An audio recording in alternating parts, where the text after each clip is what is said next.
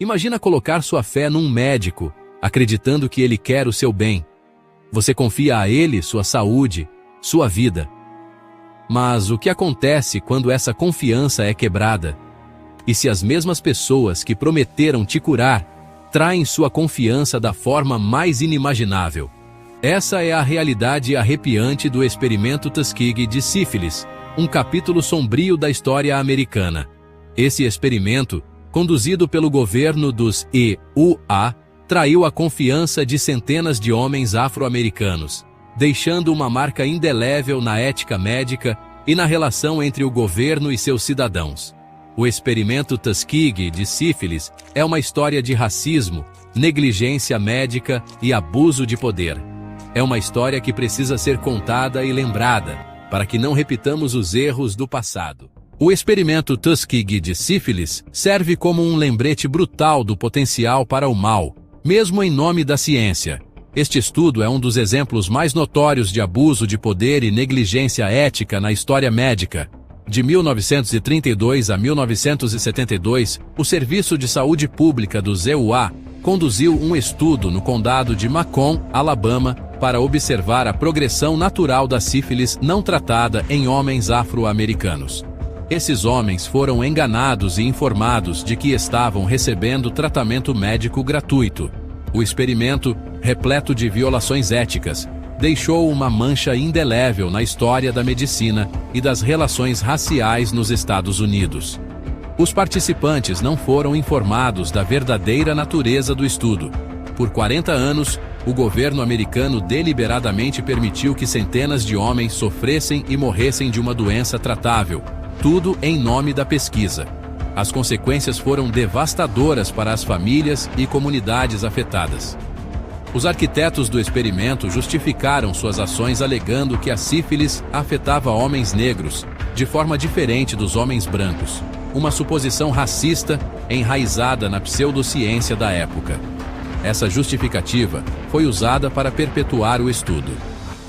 Essa crença, juntamente com o preconceito racial predominante na época, permitiu que o estudo continuasse por décadas, apesar da disponibilidade de tratamento eficaz. A revelação do experimento causou indignação pública e levou a mudanças significativas na ética da pesquisa médica.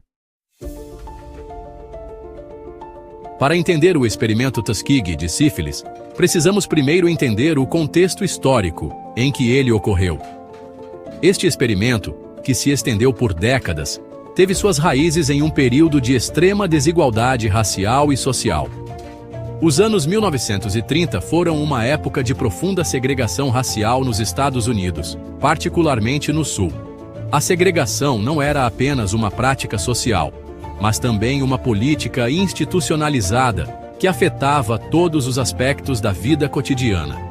As leis de Jim Crow impunham uma separação rígida entre americanos negros e brancos, relegando os negros a moradias, educação e saúde inferiores. Essas leis eram reforçadas por uma cultura de violência e intimidação.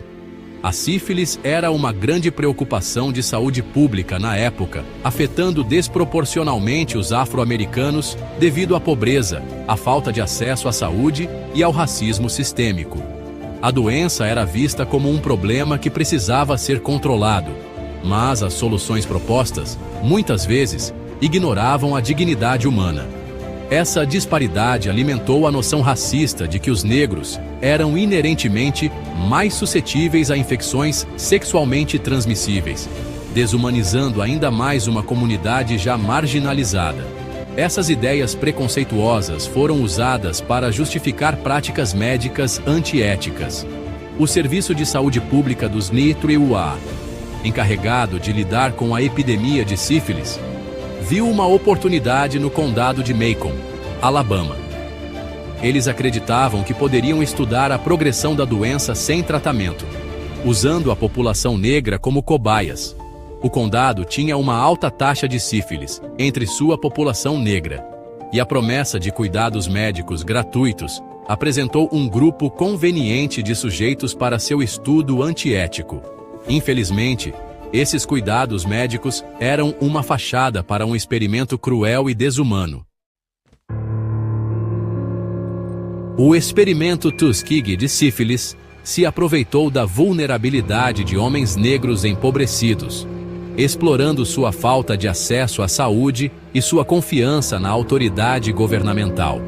Os pesquisadores, sob o pretexto de fornecer cuidados médicos gratuitos, recrutaram 600 homens negros, 399 dos quais tinham sífilis, enquanto os restantes, 201, serviram como grupo de controle. Esses homens nunca foram informados de que tinham sífilis. Em vez disso, foram enganosamente informados de que estavam sendo tratados para sangue ruim, um termo genérico para várias doenças. Os pesquisadores prometeram exames médicos gratuitos, refeições e seguro funeral, aproveitando-se das dificuldades econômicas dos participantes. Os pesquisadores fizeram de tudo para enganar os homens, até mesmo submetendo-os a punções lombares dolorosas e desnecessárias, sob o pretexto de tratamento. Esse flagrante desrespeito ao consentimento informado, um pilar da pesquisa ética, revela o insensível desprezo pelo bem-estar dos participantes. Os pesquisadores viam os homens não como seres humanos merecedores de respeito e dignidade, mas como meros objetos em seu experimento distorcido. Este estudo cruel e antiético durou décadas, causando sofrimento incalculável.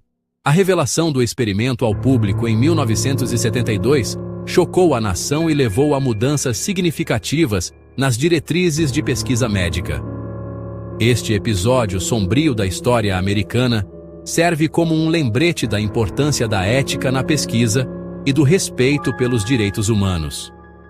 A luta pela justiça e pela reparação continua, enquanto as lições do passado moldam um futuro mais ético e compassivo.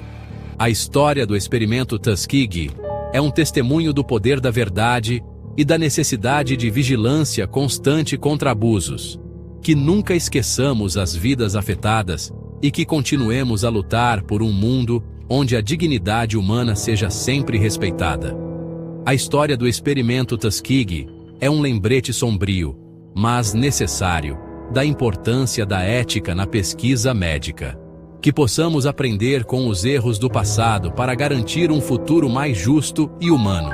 A luta pela justiça e pela reparação continua, enquanto as lições do passado moldam um futuro mais ético e compassivo.